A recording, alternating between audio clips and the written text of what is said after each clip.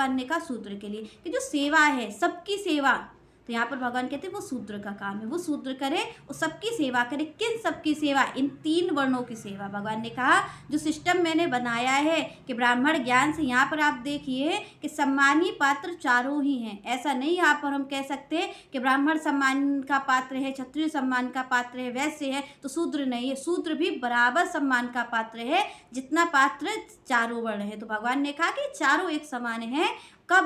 कब ये श्रेष्ठ है, कब ये सम्मान के पात्र है? जब ये धर्म की रक्षा में लगे हों। तो भगवान ने कहा जो क्षत्रिय है, जो शूद्र है, वैश्य है, ब्राह्मण है, भगवान कहते हैं ये चारों धर्म की रक्षा में होंगे तब ये सम्मान के पात्र होंगे। वो इसी के लिए, धर्म की ही रक्षा के लिए भगवान ने ऐसी रचना की है कि चारों धर्मों को, इस वर्णों को बनाया है। ऐसी वर्ण व्यवस्था भगवान ने की है जिससे कि सारा काम चल सके। क्योंकि भगवान ने कहा कि भाई सब में गुण एक से नहीं हो सकते।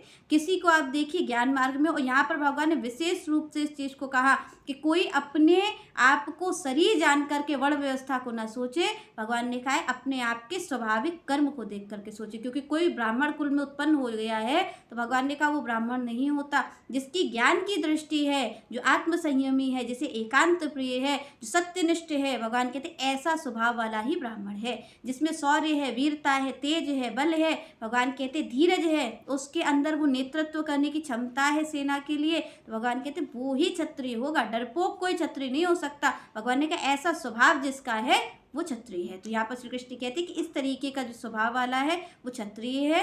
और जब कोई भी शक्ति है आपके पास, कोई भी गुण है आपके पास, जब वो धर्म के कार्य में लगता है तभी वो सम्मान का पात्र बनता है।